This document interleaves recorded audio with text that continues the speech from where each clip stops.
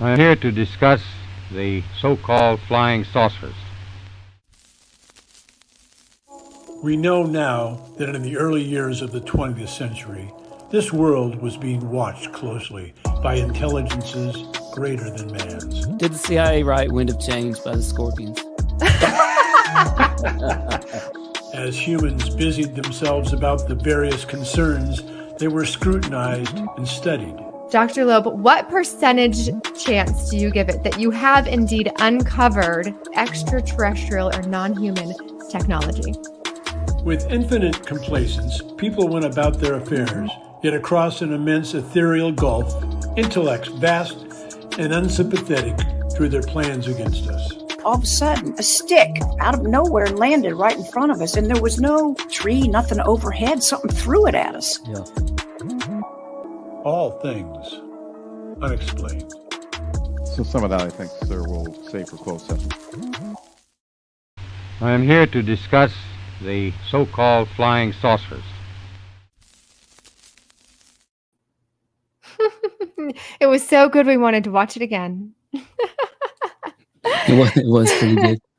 Hey, everybody. Hello, all you unexplained ones. I am CJ Derringer. I'm here with my co-host, Tim Mounts. Hey, Dr. Mounts. How are you doing? Good. It's good to be here tonight. Yeah. How's it going? Good. Smitty tried to join us, and as we call him, Mr. Technology, his technology failed. So sadly, he is watching from the sidelines for this one, but it is a really big show, something we've been wanting to talk about for a little while here. But before we dive in, I know what you're thinking. You're thinking, where can I get myself an awesome hat, an awesome mug, maybe some sandals, or possibly you call them slides? Well, on our YouTube channel, we have a store now, and this is a wonderful way that you can support our show. Of course, our show is free to watch here on YouTube. It's free to listen to wherever you get your podcasts. So purchasing merchandise from us is a great way to support our show. Additionally, you can find more ways to support us on our website at allthingsunexplained.com. We also have our super chat stickers available. And we would love to pull in some of your comments. We hope that you will subscribe to our channel, like, share, comment, help us keep going on this journey. And with this conversation tonight, I can guarantee that you guys know as much, if not more than we do. And so we take that information seriously. We want to bring that into our show and include it with the information we have. So let's dive in. Tonight's show is all about this whistleblower who posted a very long story article, I'm not sure what to call it, on Reddit back in May. And then very shortly after, the whole post was taken down. But before it was taken down, Full Stack Logan on YouTube and on X had AI read the story.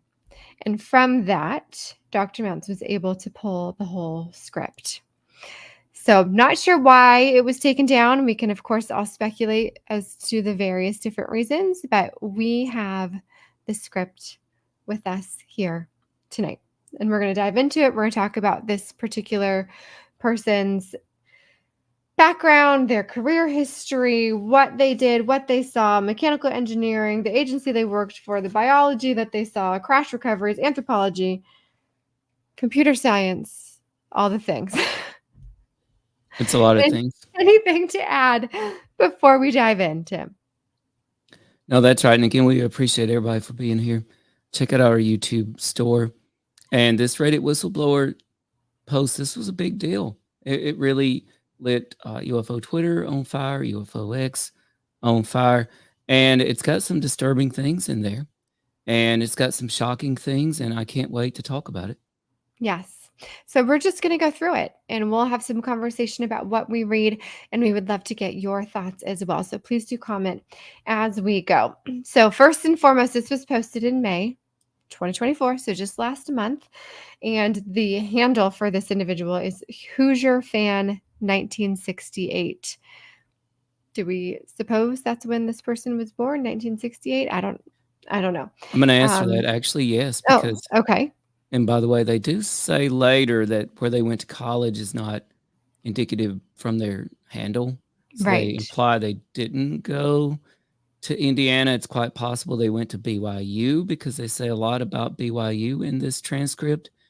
And also they talk about how they graduated college in the early 90s. And so Okay. that would indeed put them around being born in 68 and in their 50s now.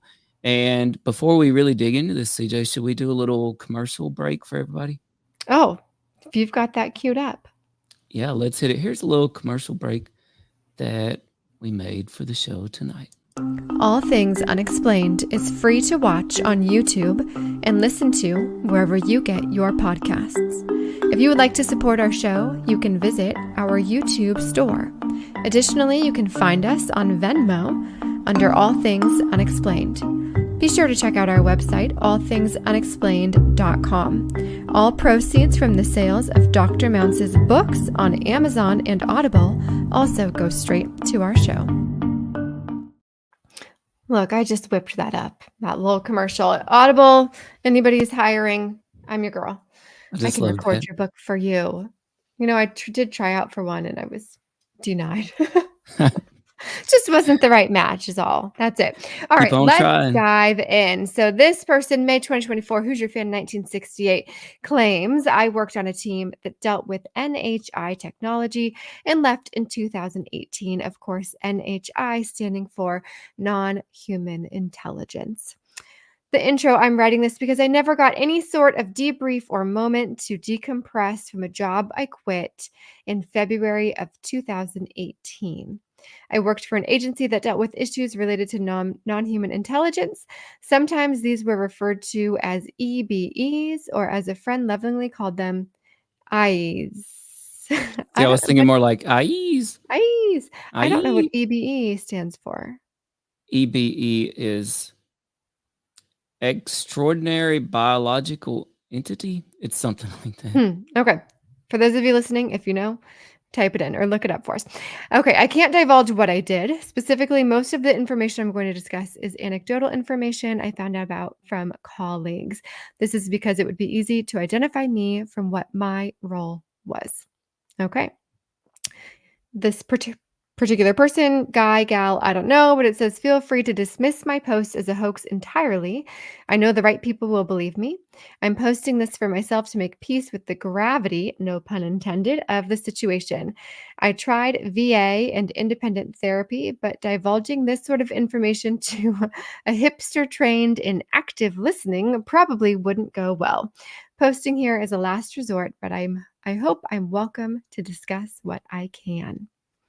All right. So I actually think that's extraterrestrial biological entity, but NHI, non-human intelligence, is definitely the term of choice now. And you may notice a few things in italics as we go, and these were added for clarification by All Things Unexplained.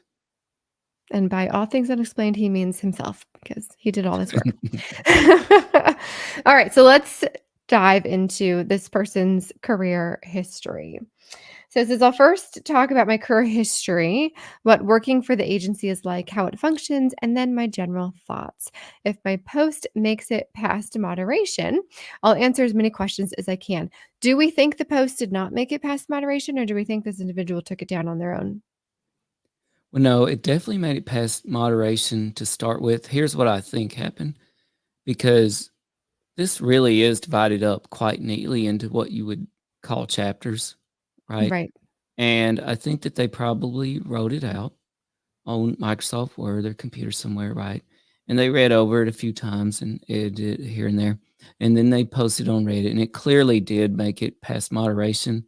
I don't see anything in here that would prevent it from doing so. Okay. Sometimes they block things for being, commercials or that kind of thing. Gotcha. But this is not the case. Yeah. So it made it past moderation, and then after it was up for a few days, maybe even a week, they deleted it. Okay, got spooked, got scared, took it down.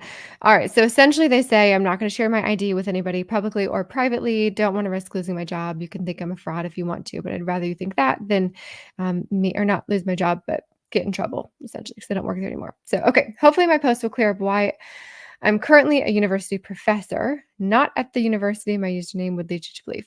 I was inspired to write this post when one of my students referred to me as verbatim a dude who has to know about aliens. If only he knew that wasn't even the start of it. All right. I You want graduated to from circle back college. to that? Yes, I graduated from college in the early 90s with a degree in something I'm passionate about but never used. Sounds familiar. I started my career as an assistant for a mechanical engineer at an aerospace contractor. I got after working some connections I had. Entry-level contractor jobs are easier to get than you may think. Well, maybe not if you posted here. I eventually was project manager overseeing a small team working on experimental aircraft. Over the course of my career in aviation, I worked at 3 different contractors. Okay, so I'm thinking Boeing, Northrop, Lockheed Martin. Yes. Yeah, okay. I was on some of the teams working in autonomous flight in Nevada, among other places. So that's, autonomous flight, they're doing that in lots of different areas. That's not surprising to me.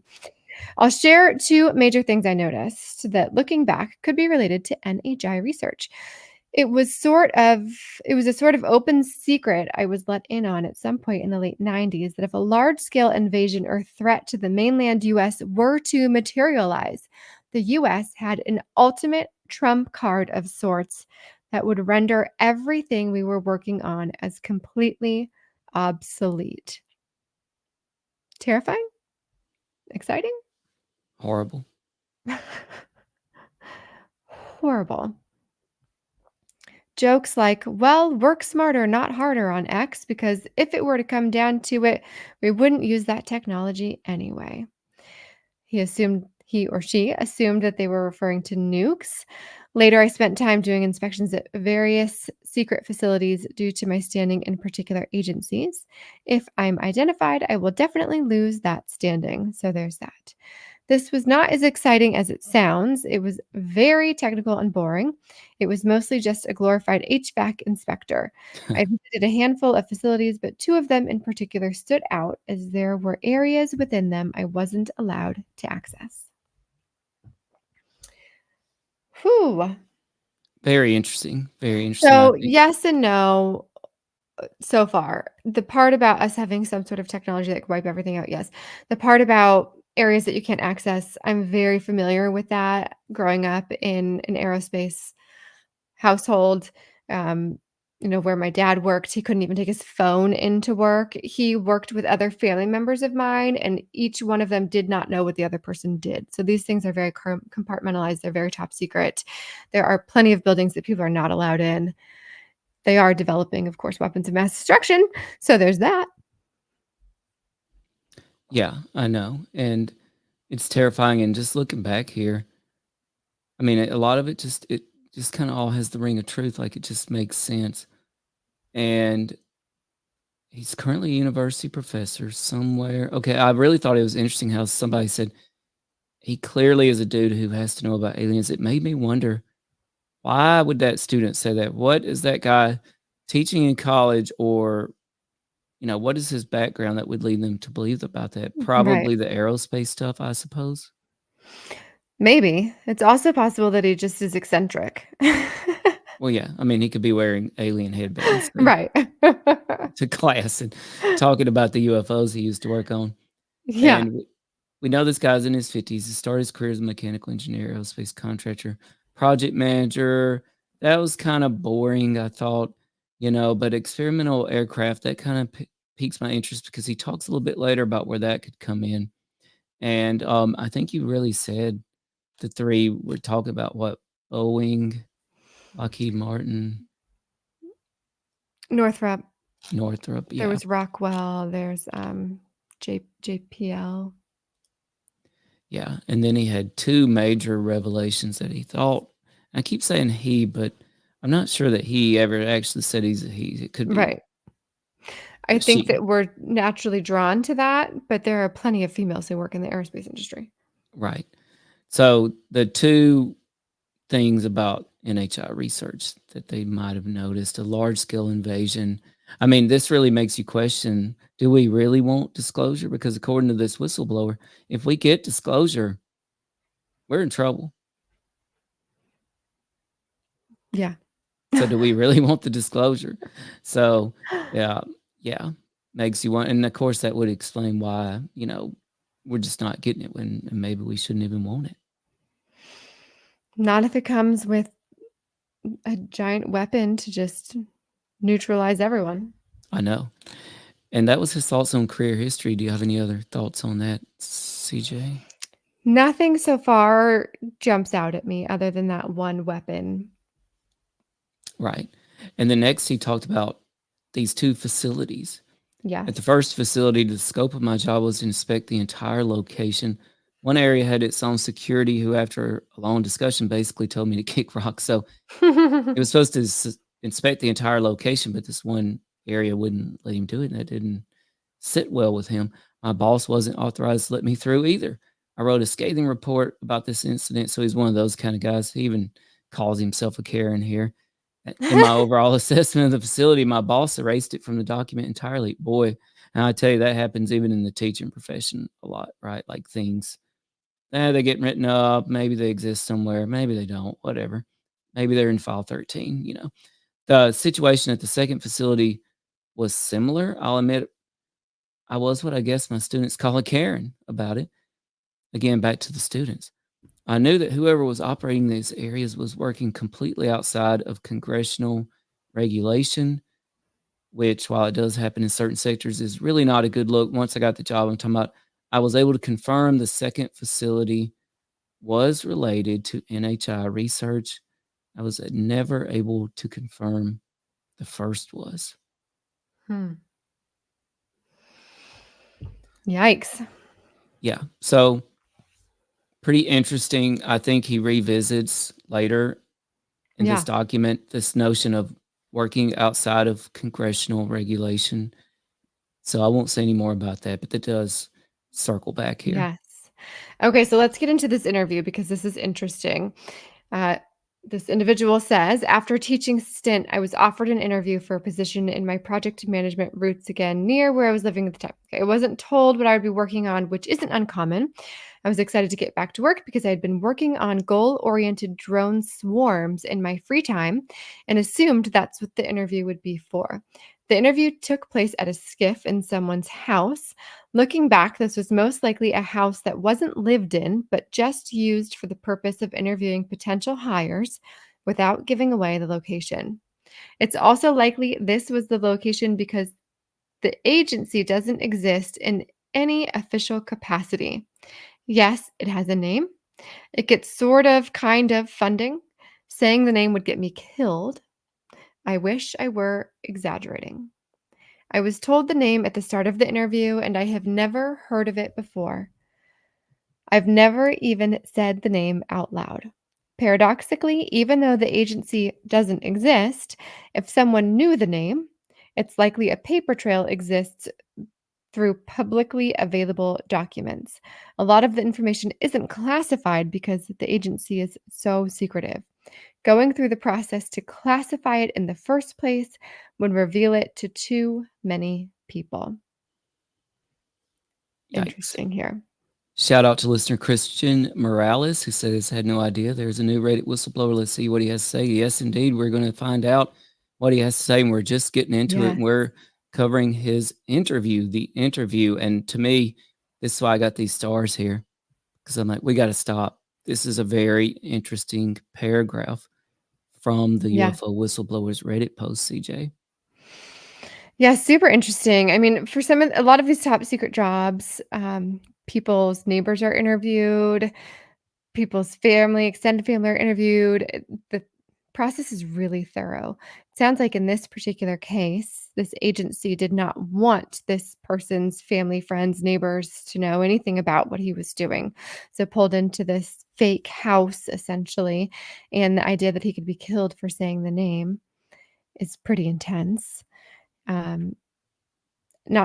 don't really know what to make of it. I'm not really trying to make anything of it one way or the other, just trying to get the information out there and let people decide for themselves, of course.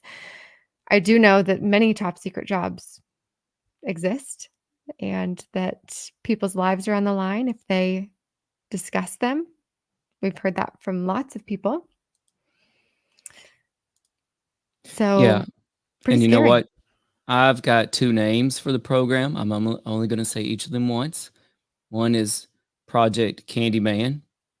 We know we don't want to say that anymore than necessary. One is Project Beetlejuice. We also we don't want to say that No, anymore either. Although I'm really looking forward to the the new Beetlejuice one. sequel. Yes. Wow, I can't wait for that. And listener Christian Oh, Morales, what did he just say? He said, he's in a different realm than us right now. I'm just pretending it's all real and I'll be skeptical later when my medicine wears off. Good idea. So Project Candyman. Oh, and Project. Mm-mm. Remember, Matt. Yeah. And something else just made me think of CJ, and I had to highlight the interview took place in a skiff. That's a Right. secure, compartmentalized information facility. I believe that's Sure. correct. And here's what it made me think of. CJ and I are both in a county in central North Carolina that heavily inspired the Coen brothers for making the Netflix show Stranger Things. And in season 1, there's a really creepy base that is inspired by an actual facility right down the road from CJ and myself called the Big Hole Road Facility. Apparently at least 13 stories deep, owned by AT&T, completely unknown function. Matter of fact, it has no official function. The thing is, CJ, as you drive down that road, you haven't been yet, have you? No. There's all these houses.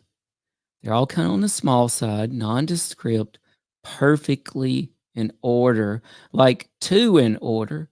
For example, they each have signs near the front door, right? Like, welcome neighbors, or glad you're here. Things like from the 50s, right? From a Truman time Show warp. style. Truman Yeah. Show style, that's right. And when I read this, it told me, and when we drove down the road, we thought, this is creepy. These houses are weird. It reminded me of what the whistleblower said here. Houses that are just there for show, but they really have some other purpose. I Yeah. believe that's going on at the Big Hole Road, and I can totally see that being the case in other locations as Hiding well. in plain sight, right? Yes. And wow, this is he also comes back to David Grush, the best known whistleblower, several times in this document. But here he says, saying the name of this program will get you killed. And that's pretty stunning right there. Yeah. Terrifying. The next section, I think, just, not terribly important. He says he wished he'd never taken the job. The interview went strangely. Let's jump to the office. Let's do it. Dwight, no, sorry. The office, I believe was going to be Smitty's, but is it mine now? I think so. Yeah. I think it's me. All right, the office. The first office I worked at, this was the whistleblower from Reddit, was an office building that didn't stand out in any way at all. I believe our neighbors in the office park were a fashion studio and a dentist, among others. I got to go ahead and say it before I forget. Sometimes I wonder about these dentists. They're just freaking everywhere. Like, I mean, every other block, there's a dentist. There's a lot of dentists, and none of them take my insurance. It's so frustrating. Yeah, do they even take patients? That's what I want to know. Makes you wonder. The difference was our building had 24/7 armed security, and we've all seen weird buildings like this too. The first few days were heavy paperwork and onboarding. One of my old bosses called me on an office phone to talk with me before I was officially onboarded. As a management nerd, the biggest challenge of working for this agency is that it's a paperless office. God, how I wish teaching would switch to that. It has its own highly sophisticated internet with hundreds of archival documents. Pretty cool. The implication was that unless this absolutely had to be said, never, ever write anything down. Don't talk about Fight Club. Don't talk about UFO Club. I remember an early colleague telling me a Gantt chart, and by the way, I had to look that up. Do you know what a Gantt chart is, CJ? No. Apparently, it's a project management chart. So imagine like bar graphs of Yeah, these thrilling. are our tasks. It's pretty boring. And this is the timeline we expect it to happen in. And then this is the actual time that each of these tasks happened in. So the colleague said, hey, you make a Gantt chart, you're out of here. So, keep it off the paper.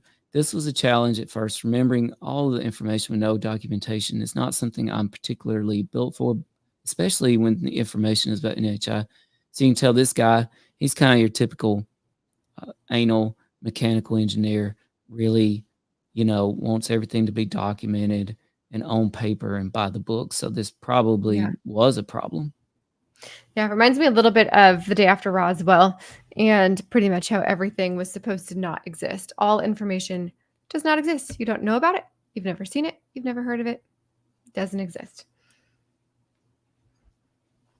That's right. And listener Christian Morales did confirm EBE stands for Extraterrestrial Biological Entity. And I think that's why they really favor NHI now, because that's a mouthful.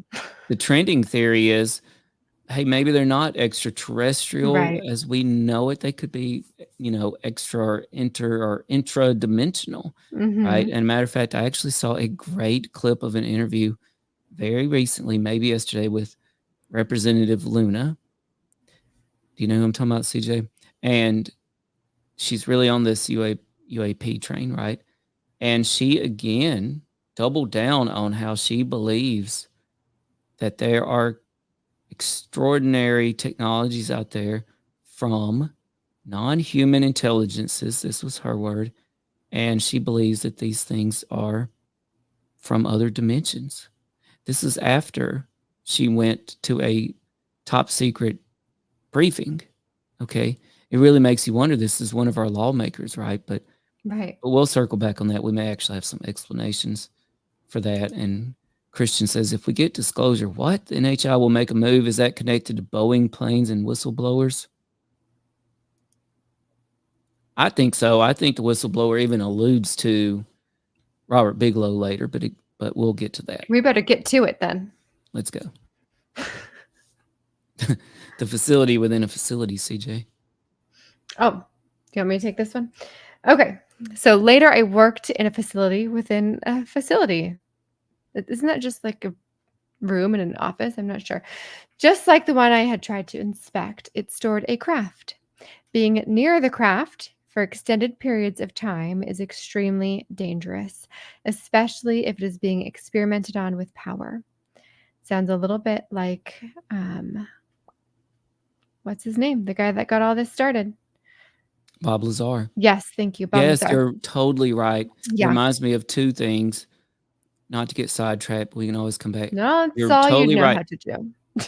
Bob Lazar said the exact same thing. Yeah. But then also it reminds me, you and I talked about the Ark of the Covenant. Right? And the Ark of the Covenant was extremely dangerous to be around. That's why they kept it covered by certain materials. They kept it encased in gold, by the way, and used it in battle. Yes. Okay. I didn't observe any injuries to anyone while I was there, but all sorts of long-term nasty injuries were relayed to me through rumors and warnings. The craft was shaped like a drill without the handle.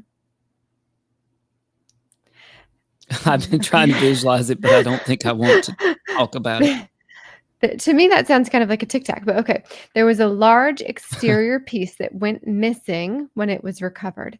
The theory is it acted as a stabilizer, although some argue it was a crude weapon.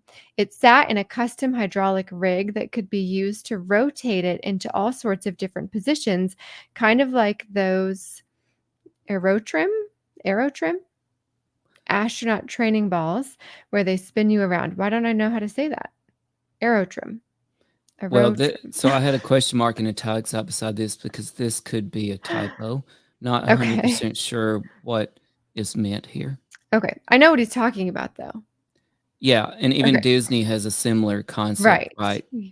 So I wasn't on the team that got to use the rotation rig. The rig was so large and extensive, I spent a few weeks thinking it was part of the craft before someone told me otherwise.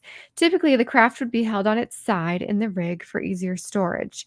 Its weight just naturally sat it that way, although it was intended to be flown vertically.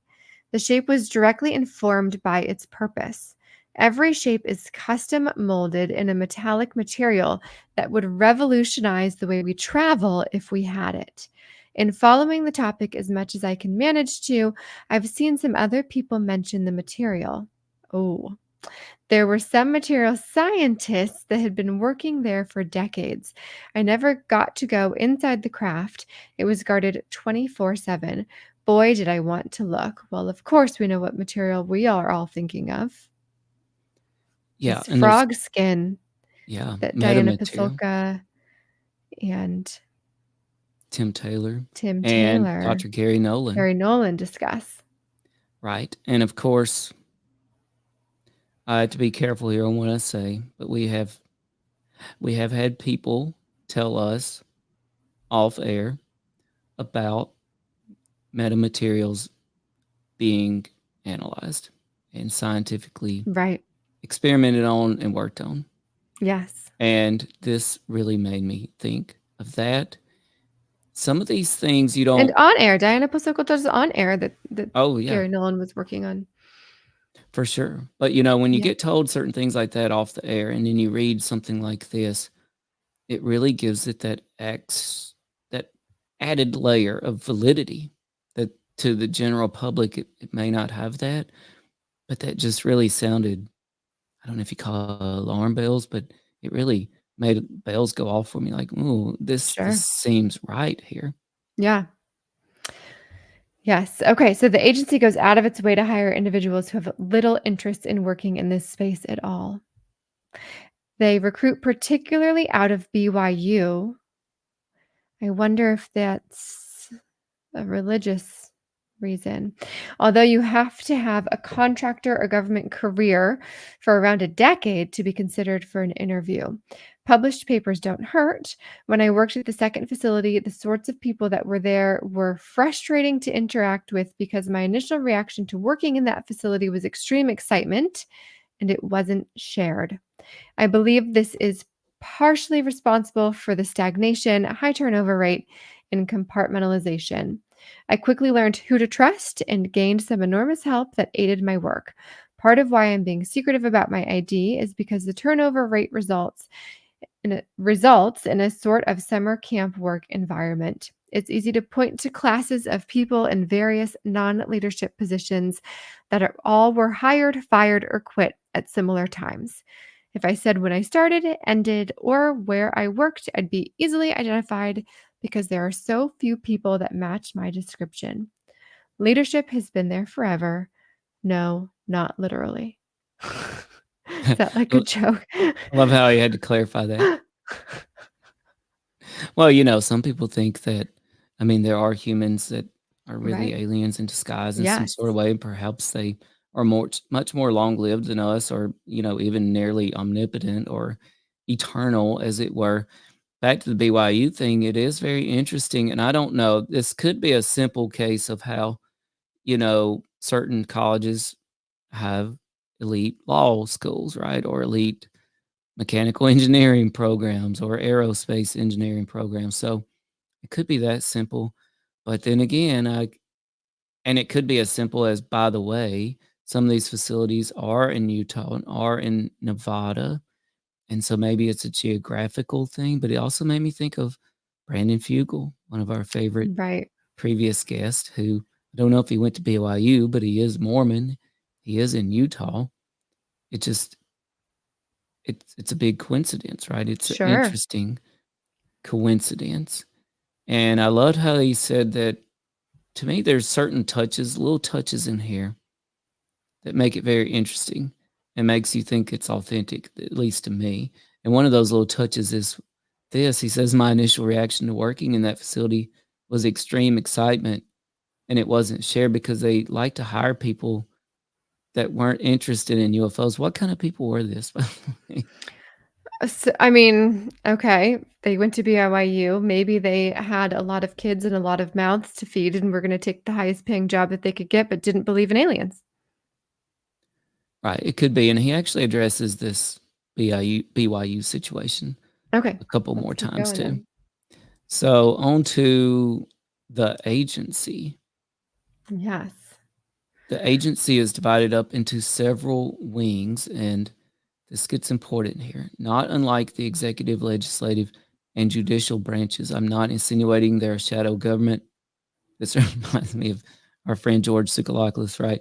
I'm not saying they're aliens, but they're aliens. I'm not saying they're a shadow government, but let's face it, this is the UFO cabal. That's what I thought when I saw this part. Okay, like let's face it, we're talking about the UFO cabal here, like right from Bob Salas's mouth. This is the UFO cabal, folks.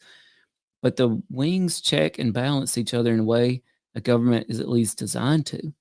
These wings include, listen to this, folks, mechanical engineering, which I believe that this whistleblower is in, if he hasn't said it outright already, biologic research, weapons research, computer science, tracking, what the whistleblower calls anthropology, a very fascinating topic. And we have an anthropologist who just so happens to be Nick Pope's wife coming on with us soon.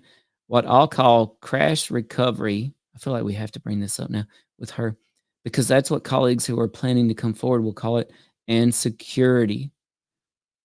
Security. And sorry, Chappelle Show reference, because I'll list some information about the one in the corner. He had crooked eyes. One was looking at me, one was looking at Skirty. Rick James. Security. I'll list some information about each. There are definitely more wings that I don't know about. What's unique is that these subgroups exist as part of different parent government organizations and are housed where their parent agencies are. For example, the tracking wing is kind of embedded as research and development at NORAD. CJ, and I got this in parentheses and in italics because this isn't a part of the real document. This just made me think of the 3 UFOs shot down over Super Bowl weekend. Tell me why. Well, because we heard all this about all of a sudden NORAD and the Chinese spy balloon, right? They quote tweaked their sensors and now they're picking up all these UFOs and now we're tracking okay. 3 of them Yes, and that's they right. shot down one over Alaska. And so again, this just really meshes with reality, in my opinion. And of course, we would not have known about any of that if it hadn't been for the dude in Montana that just wouldn't give up on what's this giant white thing Mhm. floating through the sky here. This is a simplification of the actual paperwork involved. It's honestly complicated. I don't know much about how it works. I do know that this is how they maintain funding even when the parent agency goes completely dark for stretches of time. Interesting. Let's get Right. into this mechanical engineering, which is what I should have gotten into in college, and I didn't. You and me. I rude the day. If you're listening, Can we kids, both just get start? into engineering.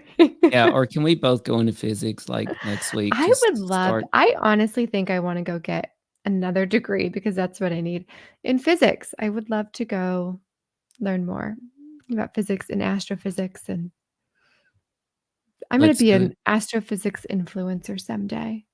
I'll be too old for anybody to care, but I'm gonna do it. Not if you start going nearly the speed of light. Then Yeah, right. Okay. It's worth mentioning that these departments employ at most 50 people each. So that's a small crew. It's a skeleton crew. It's typically much lower than that. This is why we're all pushing for whistleblower protection. It's not hard to identify us because there are so few of us in the first place. Mechanical engineering is exactly what it sounds like. It is the most extensive, the oldest, and the most compartmentalized. Does it mean the people that work there are the oldest or that it's been around the longest? maybe both. We have crashed craft in various states of completeness. That's huge. That's a huge statement. We had a recovered craft that worked almost perfectly that was shot down by ourselves. I saw this coming, and it's part of why I quit. Okay. Yeah, I thought that was a weird sentence, and Yeah. All right. There's a lot of information about this wing in the public sphere. Part of their job is to determine what each shape of craft is used for. This is an important job because we're unsure of NHI's intentions. If we discover the designs are intended to hurt us, action will have to be taken. I don't know what that means in practice, but it's what the engineers mostly study. Consider this lecture around the 10-minute mark. Okay, this one doesn't make sense to me. Consider this lecture around the 10-minute mark about the differing characteristics of an F-22 versus a passenger plane. Does he think that we've only been reading this, he or she? We're 10 minutes in reading? No, so and now I we're getting think a lecture? here's what I think was happening here, because I read the original post. I believe there was a link to a video here. Okay. And All right. I'm pretty sure I clicked on, and it makes a lot more sense when you understand this. That link was, and he's making an analogy here, to a demonstration video of the differences between a fighter jet and a passenger plane. Okay. All right. And now we're going to get into that. So now imagine figuring out the purpose of the passenger plane versus the F-22. Since we're humans and those are human designs, eventually a team could figure it out. It's not as easy when the designs aren't for us or purposes we fully understand. Triangles are the most impressive design, and we don't have one. It's likely China does. Leadership is mad about that. This team discovered a long time ago that the reason why craft appears so bright to us humans is because it's not really light, but rather the product of the crazy amounts of power these craft require, sort of like smoke coming out of an exhaust pipe. And you wrote Knuth there, so you wanted to bring up Kevin Knuth. Oh, yeah. Let's circle back to the top of this if you don't care. So we got a small department here, compartmentalized. We've heard a lot about this from different people, including back to Bob Lazar again. He talked a lot about that. Wow, they recovered a craft that worked almost perfectly that was shot down by ourselves. This seems to be back to Bob Lazar verification here. I did wonder, what did the whistleblower mean when they said there's a lot of information about this wing in the public sphere? I feel like he's referencing people like Bob Lazar. I mean, Yes. Sorry. that's just what I think. Determine, and I really liked this. Part of their job is determine what each shape of craft is used for. I love that because, CJ, you may remember we had a previous guest on our show. We've had several. Well, and this previous guest has written several volumes. Yeah, we've had a few guests. Several volumes on UFOs, including UFOs in each state, right? The UFO desk reference. Oh, right. Yeah.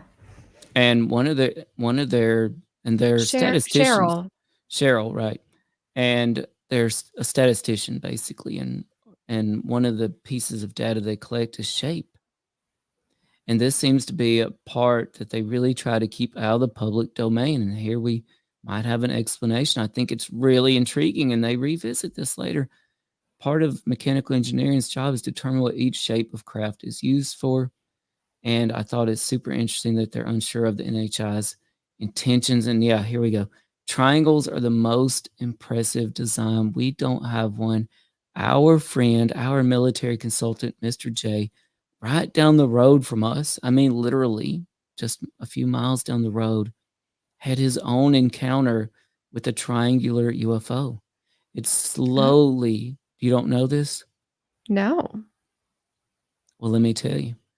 Our own Mr. J, our military consultant, just down the road, you know the house he used to live in down the road from me? Yeah. Okay. One day, him and his children. Oh, I didn't know this one was triangle. It was triangular. Okay, Yeah. then I do know this story. Okay, passed over, and all their power is knocked out. Cell phones, house, vehicles, everything. Right. It happened more than once in the same night. Right. And it's also quite interesting that they say it's likely China does. I want to give a shout out here to our friend Ryan Sprague at Somewhere in the Skies. He was live earlier today. And by the way, he had a little brief absence for some personal reasons and also for some Hollywood reasons. So congratulations to him. But he covered this story. There's some breaking news from Japan. Japan has started a UFO group. Okay, Japan is studying UFOs now. It really makes you go, and you feel like something is really on the precipice here of happening with all these countries. And Ryan Spray gave us a shout out, so we want to make sure everybody checks out Oh, he's so Somewhere in kind. the Skies. He's Yes. amazing, and he covered the Japan story, so check him out. Leadership is mad about that, and the power these craft require is incredible. And this is when we had Kevin Knuth on. He told us, right, like the power it takes for these maneuvers from these craft to happen is equivalent to all the nuclear output of the entire United States combined. Folks, It's crazy. there's proof of anomalous craft out there, and this is not the first reference in my mind to Kevin Knuth in this document. And we're so thankful to listener Christian Morales. Well, shoot, Kevin Knuth is a professor. Why didn't we put it together? Oh my It's him. gosh. Shut it down. We can't out Kevin Knuth. Holy cow. Okay. Shout out to Christian Morales for the amazing Thank you, super chat. Thank you so Christian. much. Supporting this beautiful humans and beautiful souls. He must be talking about you with really good vibes and seemed to know whether they were talking about us. I Oh, well, love now it. he's talking about you. He did say seem to know. Thank you so much, Christian Morales, for that. And did CJ just out the UFO whistleblower from No, Reddit? I would never do that. Kevin, let's just say that this UFO whistleblower is Kevin Knuth like Yeah, I didn't think so. professor. Yeah. I don't think Kevin Charming. Knuth started as a professor. Wait, how old is Kevin Knuth?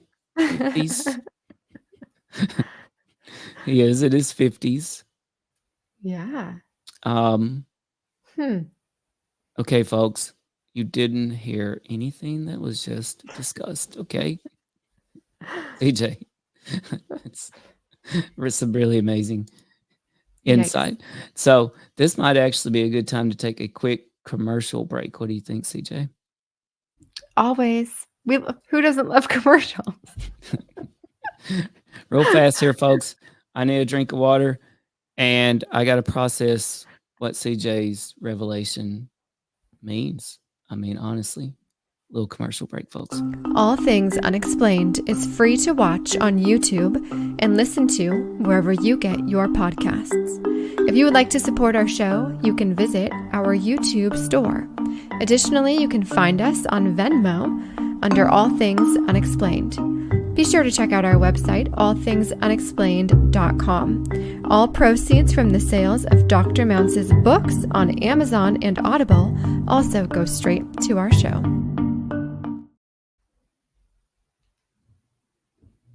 Lovely. We're back. Yes. Go get yourself a hat on the next commercial break. Yep, our YouTube store. I'm not going to hold my feet up, but because I literally physically can't hold my feet up this high, but you could check out some of her slides too. I'm also not going to hold my feet up because I don't have any shoes on. But we appreciate you so much, Christian Morales. And we do have super chat and super stickers available right beside the chat bar on YouTube. We do have listeners on Twitter tonight as well. Thanks to all those. And you can hit that super chat and super thanks and super stickers down there right by the chat bar on YouTube. Thank you. And listener K Psyche, we really appreciate you. Says if in WikiLeaks it speaks of all countries owning triangle spacecraft, and China was the top one. Very interesting. Maybe every country has a triangle except us. I highly doubt that we don't have. You're skeptical.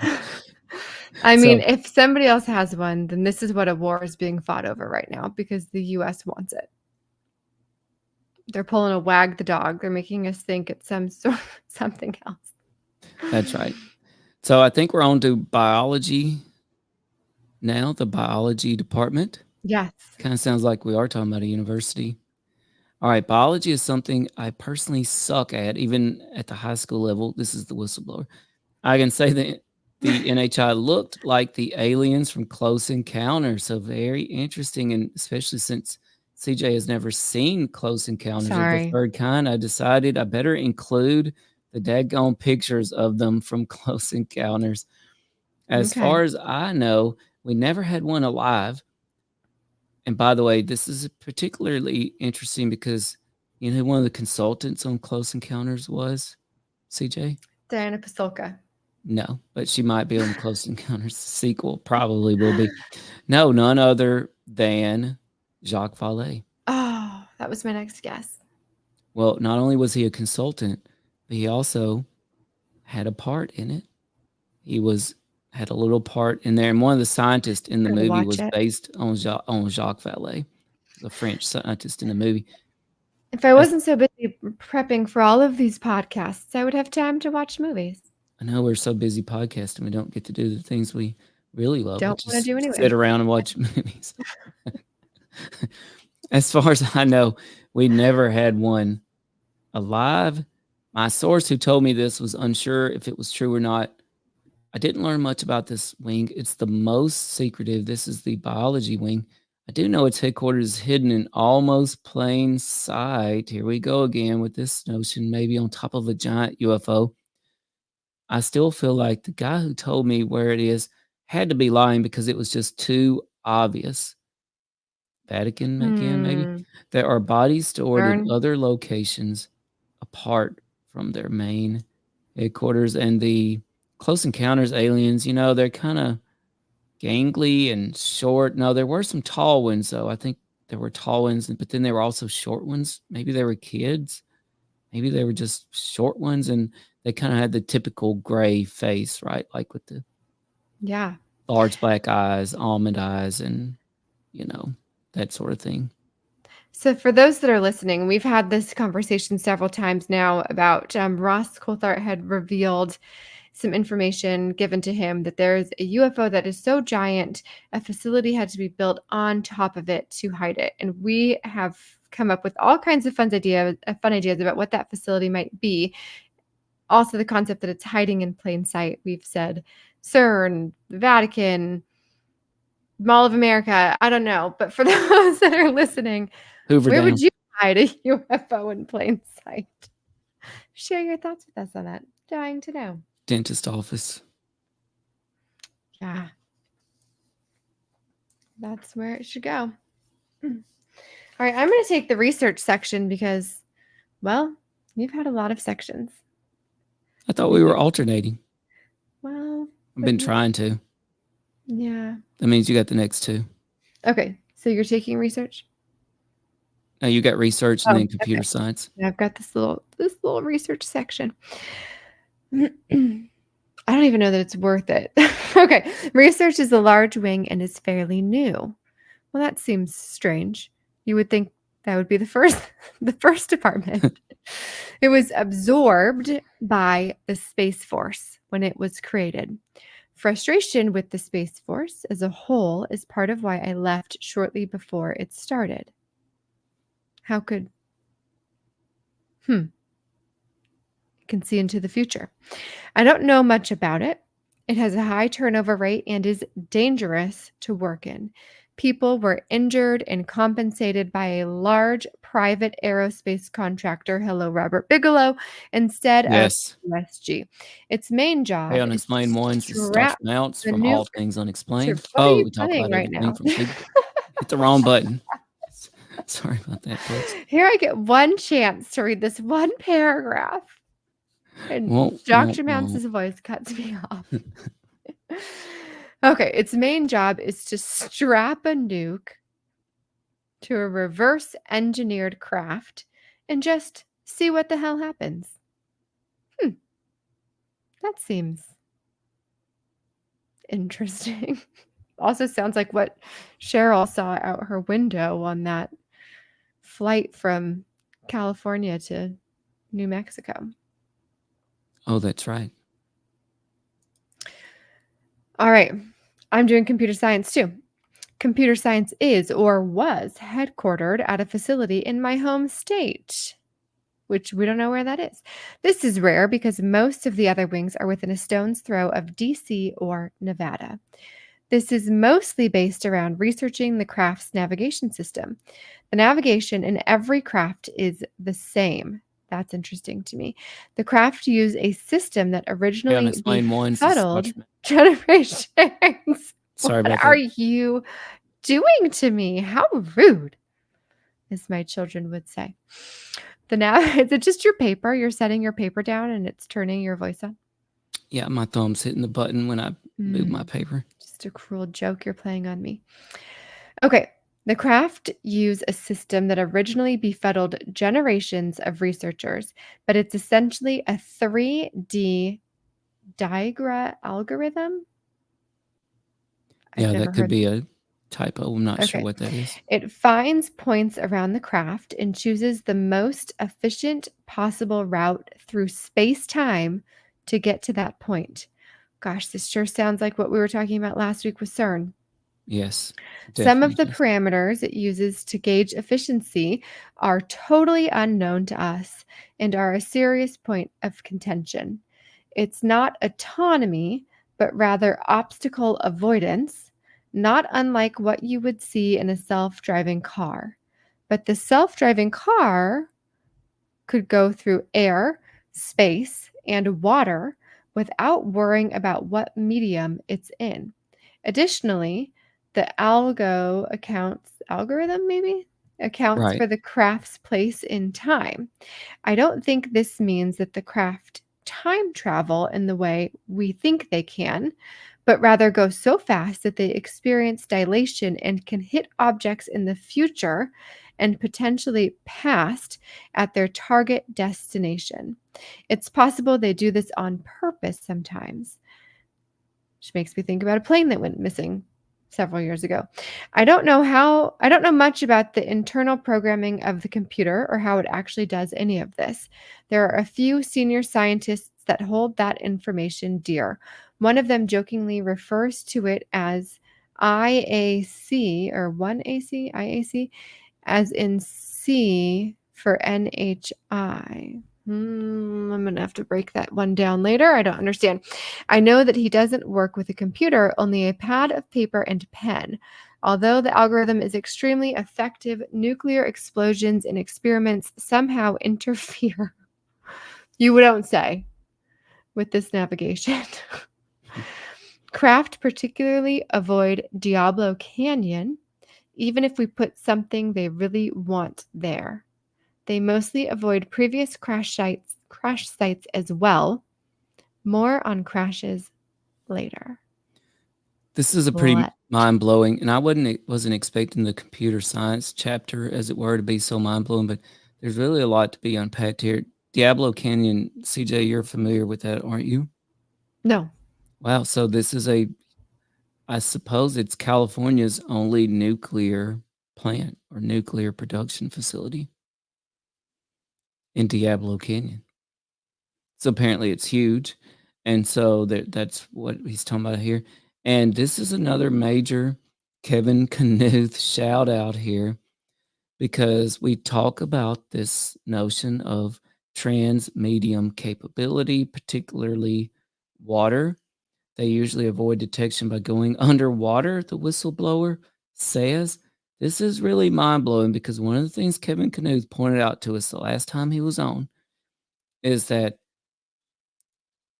UAPX, organization he's a part of, briefed several three-letter organizations plus Arrow, and every organization asked UAPX, what are your capabilities for detecting UAPs underwater?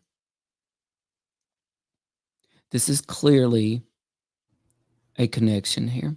Not only that, but Kevin Knuth's colleague in UAPX has patented and is actively building a handheld nuclear reactor to lure UAPs.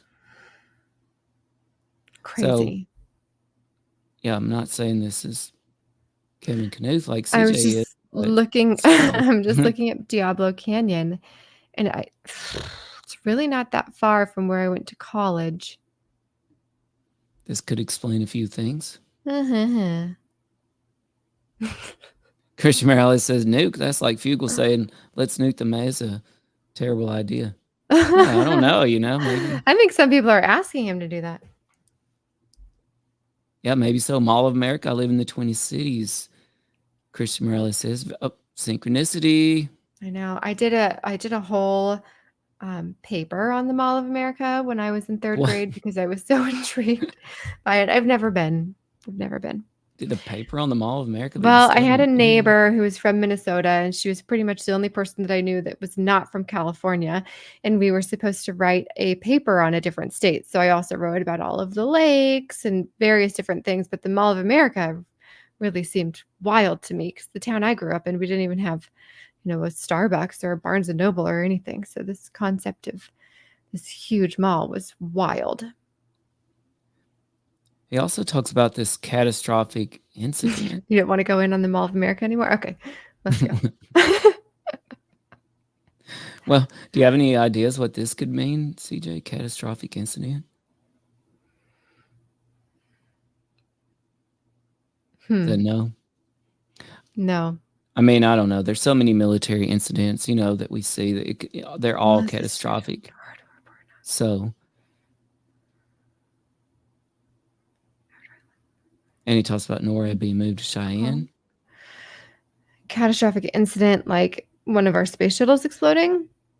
Oh, you know what? That's a good theory for sure. And we know that a space shuttle exploding had a direct influence, well, according to Diana Pasulka, on Tim Taylor and his path in life. That actually would explain a lot, it? Yeah.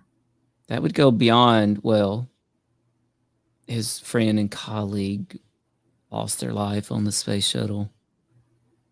Well, if UAP were somehow involved in that, right, that would explain a lot about Tim Taylor. Yes. Very interesting. So did you read Tracking, CJ? I thought that's what you were reading right now. Oh, okay. Did I not start from the top? Yeah, I don't think I did. Speaking of avoidance, Tracking, like I mentioned, is or was a part of NORAD. I kind of skipped ahead a little. The NHI deploy craft of various shapes and sizes. Here we go again. I don't want to claim that they have advanced cloaking techniques, but from what I heard, the tracking department basically is an eternal game of cat and mouse. This reminds me of the Super Bowl weekend again. They don't have adequate technology to track these trans-medium craft. Another Kevin Knuth shout out. All I would say on the record is NHI know we can track them and know how to avoid us. Very interesting statement there. They usually avoid detection by going underwater. Again, Kevin Knuth told us they all want to know, how can we track UAP underwater, especially in the case of particularly large by human measurement, enormous craft or giant UFOs. It's interesting that historical UFO designs mimic. I thought this was such an intriguing thing. It's crazy. Yeah. Historical UFO designs mimic the design of buildings and vehicles of that time period. Whether this was just humans not being able to reference what the designs look like or a form of mimicry is anyone's guess. Maybe someone in leadership knows. I don't know. I had never thought about that. We think about, I just don't know. It's a very That's interesting wild. point. It is wild. Yeah. It really is hard to wrap your mind around. It's equally difficult to wrap your mind around this notion of traveling through time and hitting things. And by the way, you're going to get us in trouble tonight, CJ. One, you might have outed Kevin Knuth as the Reddit whistleblower. No, we're kidding, probably, folks. Two, you brought up MH370. Yeah. And by the way, you brought it up in a way I've never heard it brought up, but that's a great point, that we could be talking about craft moving through time into the future or the past and hitting objects, maybe even on purpose. That's pretty interesting. What happens when you do go through time and come back out and hit something? And Back to the Future, it just crashed, right? Right. Whoops, we hit a billboard. I mean, you have to wonder if intelligence from the future knows that somebody on these particular aircraft, space shuttles, what have you, are going to change history for the worse. And so they go back and take them. I don't know. That's a terrible thing to say. Yeah, right, listener. I'm going to redact that statement. So, all right. So It's important to note not everyone in NORAD was part of the tracking team, but the tracking team is embedded in NORAD and interfaces with them on a minute-to-minute basis. This leads to scenarios where NORAD will report an object and the tracking team will silently acknowledge but give no explanation. This led to a catastrophic incident, which is what I accidentally skipped ahead to, that happened after I left, but knew about from a colleague. Supposedly, tracking is being moved to Space Force. NORAD was moved to Cheyenne, Montana, where they're uniquely equipped to track an HAI craft. Just a lot in there. Yes. And CJ, I really wanted you to do anthropology from the start, so here you go. Here we go. I get the weirdest one by far. Focuses on a few different things. They originally studied NHI's intentions and culture, if it's possible to call it that. The reports I read from this early research changed the way I see the world. Anthropology and computer science were at one point decompartmentalized. The components of the craft are not as sophisticated. Take this video. I'm guessing there was a video that we don't have for you. Sorry, folks. It's an immature video. The way he interfaces with a piston that moves the gas pedal is similar, albeit much simpler, than the way NHI interact with their craft. They send signals using their body to systems that control the craft. It's hypothesized that they can and prefer to control craft remotely. But I'm not sure if we were really researching this. This doesn't seem too far off from what we're going to be able to do in the future. We already have unmanned aircraft, and if we use artificial intelligence to, man an aircraft, there's already doctors who can do surgery on patients in another country using robotics. So I don't know. That's right. And then you throw AI in, and the sky's the limit. I mean, Right. Literally, no pun intended. Take note that if the driver of the jerry-rigged death trap in the video panics, the car would accelerate due to heightened brain activity. When people wonder how a super intelligent being can crash, this is part of the answer in conjunction with the navigation system malfunctioning. I personally don't think the NHI feels stress as we do, but if they heightened their activity and overrode the pathfinding system instead of letting it do its job, there could be an accident. A smaller subset of this wing focuses on how humans can interface with craft that are currently in the sky. Ooh, that's important. If you see an image of a large disc above a gas station in the snow, it was so specific. It was someone in this department summoning a craft. Is this a known image somewhere? Okay. Anyways, not unlike how cheap RC car controllers can interfere with each other when used at the same time. Some people are better suited to interfere with NHI craft than others. We're not sure why. Chris Bledsoe, can you tell us why? Yes. On a somewhat comedic note, one colleague was harshly punished for using his research. You can't make this up. You just can't. Okay, I'm going to start that sentence over. On a somewhat comedic note, one colleague was harshly punished for using this research to encounter NHI craft at a party. What a party trick, huh? There was an outdoor bonfire, alcohol, and questions about what she did for work. She wasn't killed or anything, just called a dumbass and told to never, ever do that again. Some people in this department are BYU graduates who believe they are directly interfacing with what were recorded in the Bible as angels.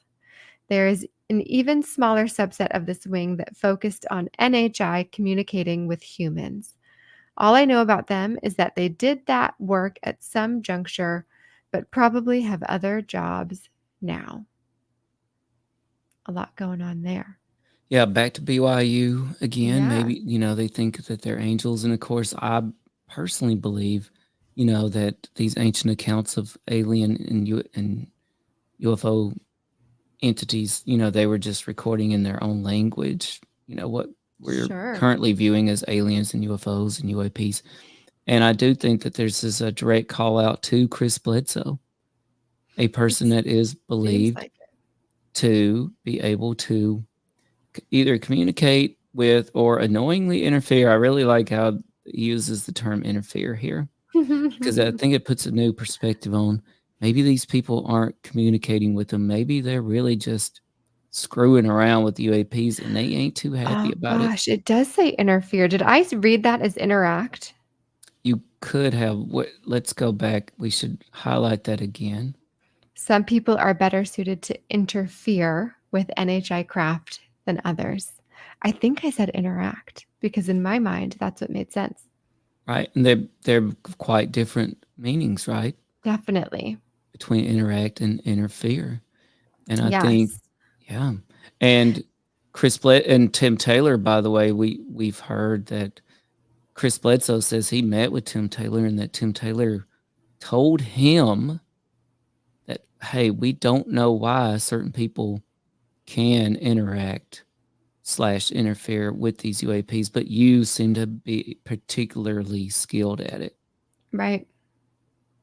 And back to the BYU graduates believing that it's angels, I directly asked Diana Pasulka, are religious experts and scientists just using different language to explain the same thing? She said no, in case you were wondering.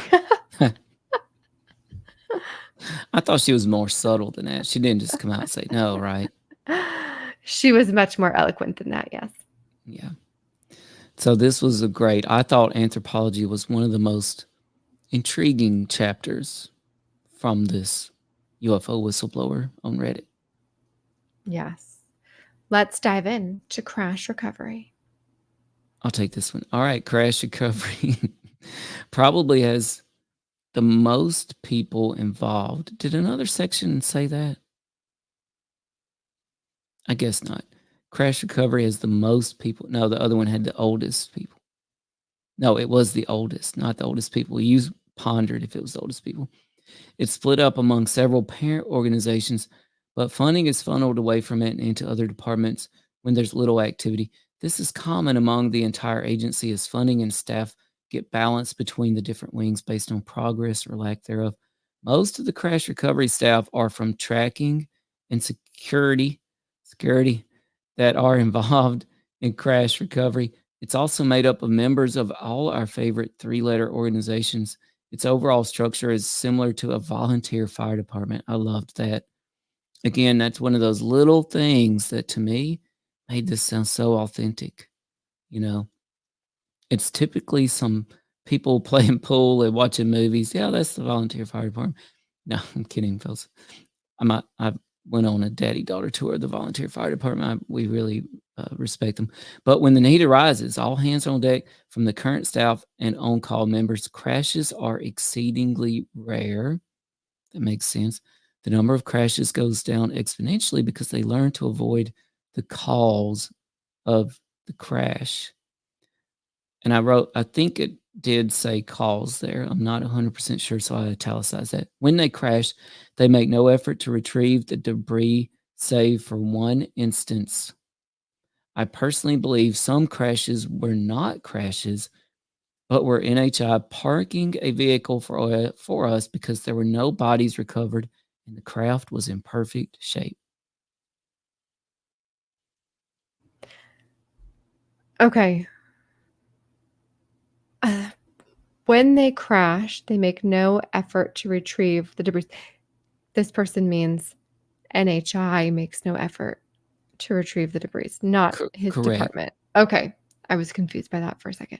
And this reminds us, of course, of Diana Pasulka again, who said Tim Taylor told her that they call them gifts or gifting sites or donation sites. Yes. Right. So very intriguing. And of course, it makes us wonder, okay, this sounds like quid pro quo here. So the question is, what are we giving them in return? Right. I don't know. I don't want to We've had speculate. this conversation before. And we might be working on a book sort of about that. So stay tuned. Yes. Speaking of security. All right, I'll take this one. Security, to put it mildly, are terrifying. Imagine the very best of the SEALs, NSA, and Secret Service all working together. They are short staffed, but that staff is not only elite, but dedicated. Their numero uno rule is people that mention the agency name are killed. It's not a question, and it happened during my time. Whew. You'll hear more about them as news about the retaliation Dave comes out. And I am 100% sure that the whistleblower is referencing David Grush here and the retaliation that we've seen involved with that. I wasn't directly interviewed by him, but I know several people who were. The security team figured it out quickly, and you could say they aren't his fans. They constantly monitor all discussions about the topic, but rarely act in real life unless absolutely necessary. They staff facilities like the second one I worked at. This team also actively engages in disinformation, gaslighting, and other similar campaigns. Their goal is to keep the US's secrets about this tech secret because other countries are close to breakthroughs. They also conduct counter intel on what other countries know about counter intel, about what they know about what we know. That was a mouthful. Did you get that? Not to sound crazy, but the security team will see this as at some point or another, so a friendly hello to them. Can't touch this, but I sure hope I have. Oh, okay. I have a hunch that the current public-facing task forces are actually their own wing within security. A friend of mine texted me once, Sean Kirkpatrick, you can get your ass kicked. Don't confuse these public-facing task forces with the work Dave and co. are doing. Dave is the real deal. So the Reddit whistleblower is a big David Grush fan. Makes sense to me. And I love how they talk about counter intel and counter intel. No, they're going to counter the counter intel from other people. Again, we've talked about this before. This is why disclosure, besides the fact what the whistleblower says, we're in huge trouble if it ever happens. We got to think, is it really going to happen? Because there's so many factions involved in this. There's so much intelligence, counterintelligence, and countering counterintelligence and disinformation and gaslighting and other similar campaigns. How would you ever know where one thing stops and another begins? Listener Christian Morales says they seem to be involved in crashes with our military, but the weird men in black, I wish I knew what the hell their part is. Me too. And if they are human, NHI, or government with alien tech. I have to say, Christian, I was lucky enough to be in the Roswell desert, the New Mexico desert, 2 hours out into the desert in the middle of nowhere. And I was out at the crash site opening basically a cattle gate to start driving back there. And a completely blacked out SUV came out of nowhere and just crept by. Hello, men in black. And only time that was, hey, you weren't seeing anybody out there, but here was this completely blacked SUV creeping by. It was really bizarre. It is creepy. Hey, you're going to have to read this next section without me. I'll be back in a few minutes, hopefully. Do you need me to do a commercial break? No. All right. Leadership. Just give me a minute. CJ will be right back, and I'm going to go into leadership. And by the way, thanks for tuning in to All Things Unexplained. We really appreciate all of you. If you could, let us know you're here in the comments. Give us a shout out. If you really appreciate what we're doing, make sure to subscribe, follow, like, and comment. You can also support the show by visiting our YouTube store where you can pick up a cool hat like the one I've got on, like the one CJ has on, and lots more. You can also support us at allthingsunexplained.com.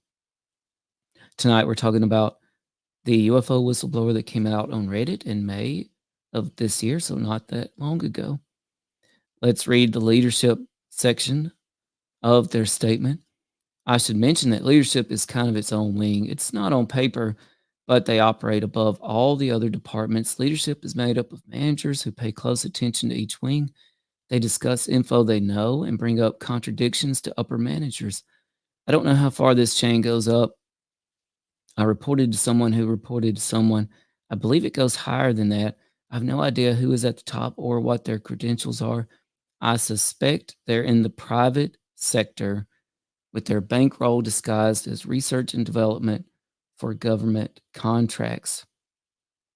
I'll bring this up with CJ, what this reminds me of. Leadership honestly made the right choices with the information they had. At least when I was there. Some bad people started to get in charge and changed the way things worked among the middle managers and individual teams. Charge and change the way things worked among the middle managers and individual teams. This pissed people off and led to multiple catastrophes. Very interesting. As far as I know, they faced no discipline. So that was exhaustive. Those are the wings of the agency that I knew about during my time there. It feels good to get this off my chest. I sort of keeping it up to date. I've been sort of keeping up to date on the topics coverage in mainstream media and want to give some of my thoughts on this. So this was kind of the final department that the whistleblower knew about, this leadership department. Oh, and listener Christian Morales said, I saw a black SUV too, and then it wasn't there. I hate that story because it's so insane. Hey, I'm with you, Christian Morales. I get it. I will say I was told that blacked out vehicles in New Mexico aren't particularly unusual in and of themselves just because it's so excessively hot there in the summers. Like I was there in March, and soon after I left, it literally was in the hundreds. Like somebody's temperature gauge thermometer said 124 so. But when I was out at the crash site, 2 hours in the middle of the desert, I mean, this blacked out SUV, folks, I didn't see anybody forever. Like you could see somebody coming from miles and miles away. And it was just really bizarre, I have to say it. So I believe that you saw a black SUV and then all of a sudden it wasn't there. It makes a lot of sense to me. Listener Christian Morales says, I feel like once you get too close to some sensitive information, things might get a little weird for you and one has to pause and maybe take a break and not get paranoid. Been there. Well, that's true. You definitely have to stay grounded when dealing with the UFO topic. I want to circle back to this one thing in leadership that really struck me. I suspect they're in the private sector with their bankroll disguised as research and development for government contracts. I don't know about y'all, but to me, this sounds exactly like Robert Bigelow and when he owned Skinwalker Ranch. Robert Bigelow was in the private sector, owned Skinwalker Ranch, and also received government contracts for research on anomalous things, for research on things that we just don't know about, for aerospace research. You have to believe they were all connected in some way. I think so. And of course, we know from Brandon Fugel's own chat with us on this show that he talked to Robert Bigelow and became fast friends.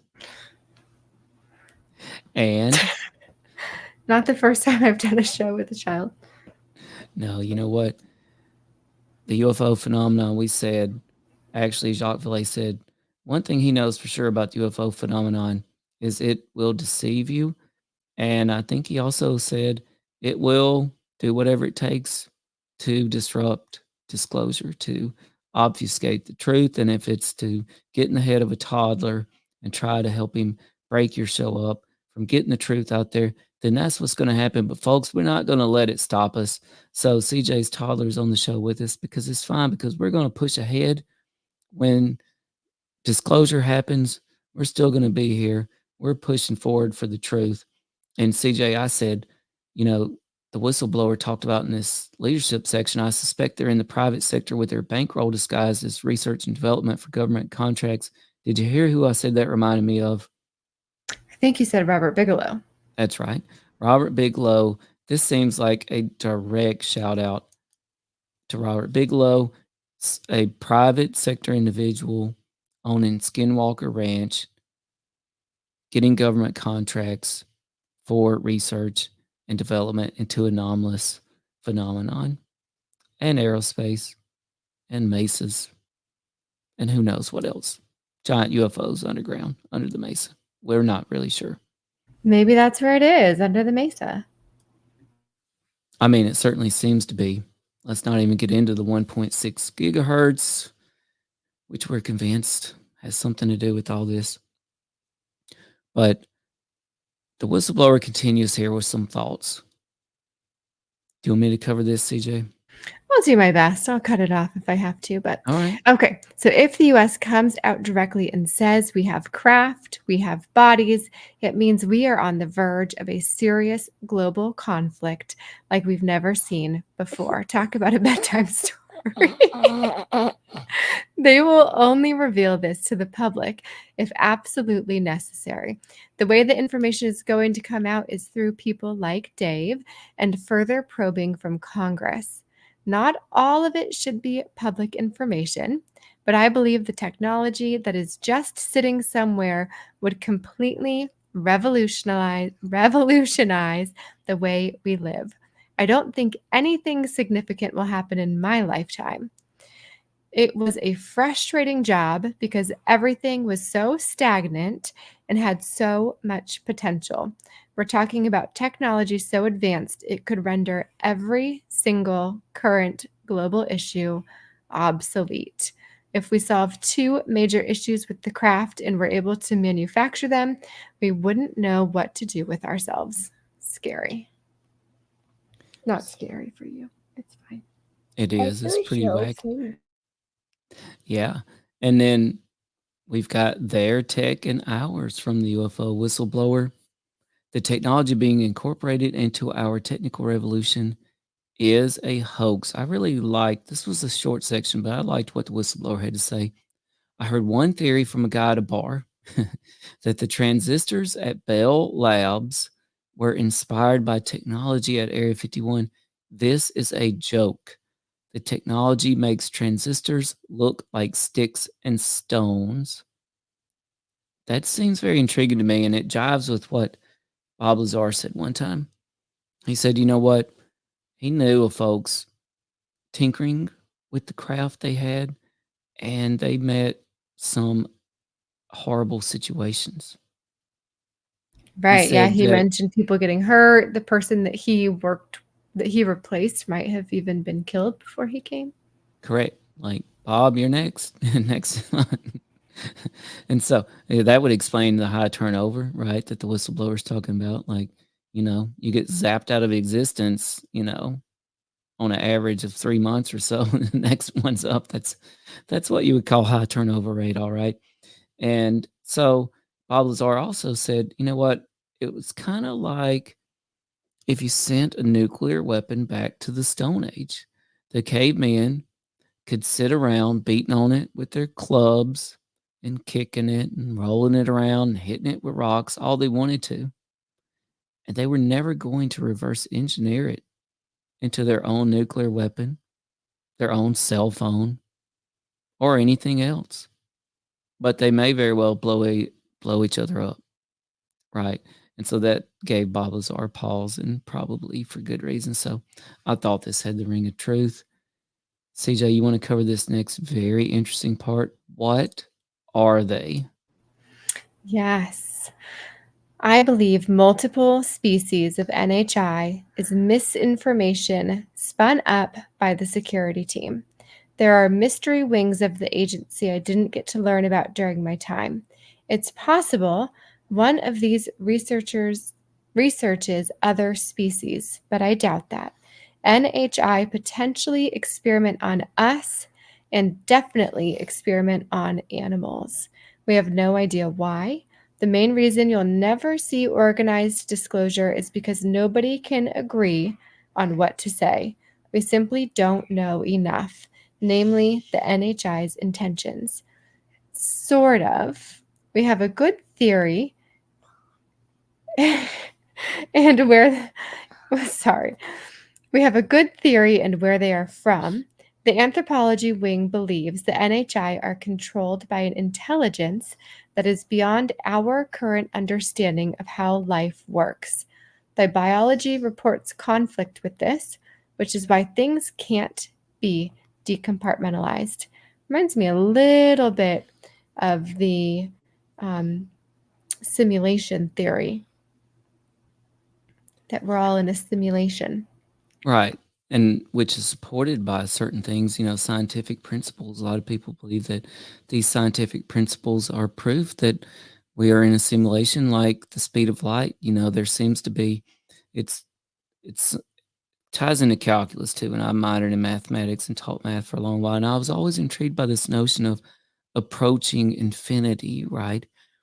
And it doesn't make as much sense on paper when you just see it on paper or on a chalkboard, but when you see it in practical life, that's when it really makes sense. And CJ and I are both starting our PhD program in physics in fall 2024. So we're going to be talking a lot more about this kind of stuff. But in real life, we know that we can accelerate particles toward the speed of light.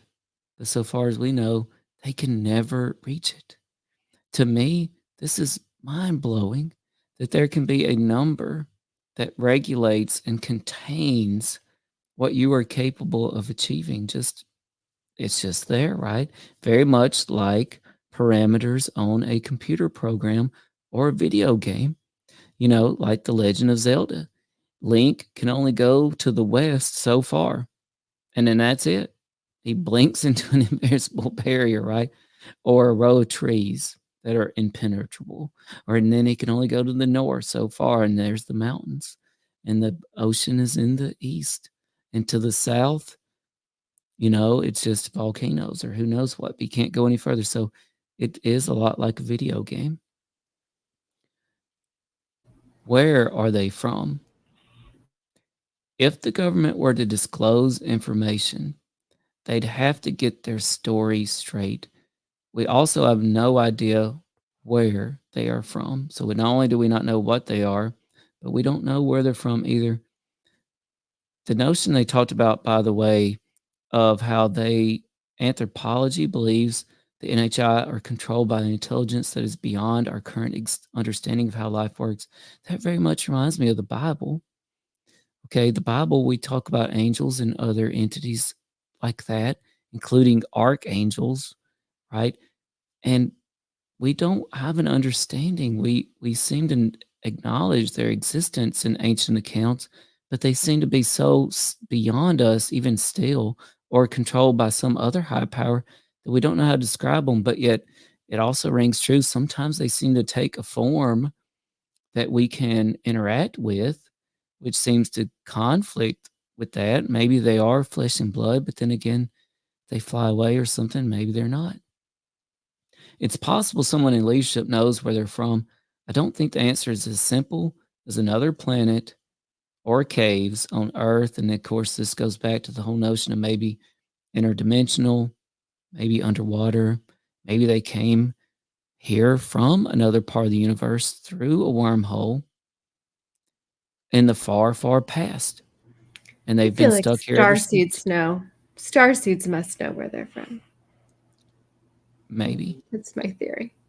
Keep in mind, we suspect that starseeds could also be, well, I should say some people suspect starseeds could be disinformation, right? And we know there's a lot of that going on. And that maybe some people are fed this notion of Palladian starseed, goodness and that sort of thing to cover up a darker secret. No way to prove that, of course, but it's just a theory. There seems to be lots of cover-ups going on. I'll do facilities, CJ, and I'll let you cover the whistleblower's conclusion The reason why specific facility locations are kept from the public is because some of them are sensitive and also not entirely NHI research based. It would be possible for some TikTokers and hippies to storm the first office I worked at if they were careful. Makes me think of Big Hole Road. Two people- things related, TikTokers and hippies. Yeah. The people, every time we drive down Big Hole Road, the people in the skiff houses are probably like, here come the TikTokers and the hippies again. Every place where the agency works is also home to other operations, which is why it's so hard to identify where they are. Lower leadership is headquartered in DC, of course, and upper management is split between Nevada, Australia, and another foreign country. Security are everywhere and potentially even work remotely without a headquarters. You know, we've heard a lot that Australia is heavily involved in the UAP stuff. All right. Conclusion. Just for all those that are watching, head to our YouTube store and buy some hats and mugs so that I can buy coffee, because this mama doesn't get any sleep, as you have witnessed if you're watching live. I have a bedtime defector. Okay. In conclusion, I was contacted by a documentary filmmaker. Ooh. Okay. When some of my friends were, but I turned it down due to my specific involvement and how easy it would be to track me down if I gave particularly juicy info. I believe the story will come out soon. I no longer work in the field and teach full-time. After a quick proofread, that's my post. I'm not tuned into discussions other than what major outlets have to say, but I hope some of my information is interesting. It felt good to type even if my post doesn't get accepted. I feel tempted to sign off with my first name, how I always do in emails, but I have a feeling that would end badly. I'm currently on a camping trip with my family, but I'll be around to answer questions at various times. Please don't DM me anything too weird. That goes for all of us. Sorry about that, whistleblower. Thanks for giving me an opportunity to talk. I've never done anything like this before. I'm sorry I couldn't provide information that proves who I am. I like not being paralyzed or dead. Again, what a good bedtime story for my toddler lying on the floor of my office. He's at going this to grow up moment. big and strong Cheers. and mentally tough. He's currently tickling my toes. So Big, strong, mentally tough boy. Definitely not going to have any nightmares about No. this. Here's one of these hats. happy. Yeah, but what a tale. I'll admit, All Things Unexplained did reach out to the Reddit whistleblower through an unwanted DM. I'm sorry about that. But I just straight up asked, hey, we'd love to have you on the show. Well, we can blurt, we can blot your face out. We can have you on the phone. We can hide your identity. And yeah, they weren't having it. But I can't say I blame them. If even a tenth of what they said is true, then it is understandable why it would be so risky for these whistleblowers. Oh yeah, I have nothing of insight to share with anybody, and I still have fear. Listener Christian Morales says, man, I wonder where you guys are at with this topic, love and light, dark and middle. I'm glad you asked that. We're going to have a show on that soon. I think we can't get into it tonight, but I do believe that there is love and light and dark and middle, but yeah, the lines are blurry. They're and purposely obfuscated, I think, by various factions. So I'll just put it that way for now. Did you have a thought on that, CJ? I don't even know what we're talking about. Well, So no, we were talking I have about no the thoughts. Palladian star seeds and love and Oh, light okay. and dark Yeah. and middle. I'm going to and- leave love and light. That's where I'm going. All right. And again, we're working on a book, so there could be more. There will be more about that in a book. If we can get it done, we're working. Yeah. Sort of. Nothing standing in our way. No, nothing at all. Mm-mm. Nope. Lots of interesting stuff in this whistleblower's commentary. It rings true to me, though I have no way of knowing one way or the other. I would love to hear what everybody else thinks. So send us your comments, questions, thoughts, ideas, information, money, whatever you want to send us. Feel free. Feel free to send it. Just nothing weird like that this human has also said.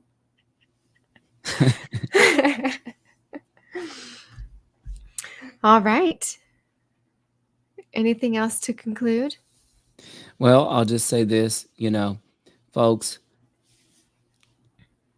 we don't have to count on the government for disclosure. I don't think it's going to come from the government, even though whistleblower alluded that maybe it will. The whistleblower didn't think disclosure could happen in our lifetime, but I disagree. We know that there are scientists out there working on this. We know that there are papers about to come out with some incredible revelations. And we know that we ourselves can get out there and do our own research. The skies are not classified. You know what? I was listening to some bluegrass music the other night, and like I usually do, oddly, I was just staring off into space. And sure enough, I saw something I couldn't explain, streaking across the sky in the middle of the day, and I got a video of it. And I thought, wow, that's pretty amazing. And nobody's given me a rational explanation for it.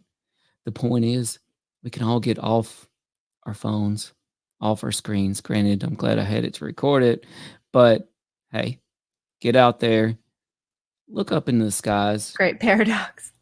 It is a great paradox. What can you do? Head out into the wilderness, folks. You may not find Bigfoot, you may not find UFOs, but you might just find yourself. Thanks for joining me tonight, CJ. Yes, thank you. And thanks to everybody who tuned in and shared your thoughts and ideas. We want to hear from all of you. Please do subscribe, like, share, comment. Head to allthingsunexplained.com where you can learn more about us and support our show. And once again, we've got that merchandise up for sale in the YouTube channel. And I've got mouths to feed people. Thanks. Thanks, little boy. All right, everybody, stay happy, stay strange, and keep on listening to All Things Unexplained. Good night, Until everybody. next time. Good night. All Things Unexplained. What's your hot take on Travis Taylor?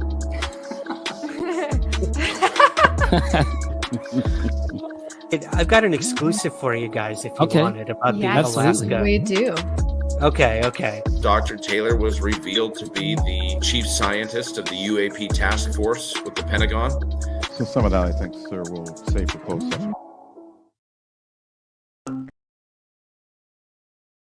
All Things Unexplained is free to watch on YouTube and listen to wherever you get your podcasts. If you would like to support our show, you can visit our YouTube store. Additionally, you can find us on Venmo under All Things Unexplained. Be sure to check out our website, allthingsunexplained.com. All proceeds from the sales of Dr. Mounce's books on Amazon and Audible also go straight to our show.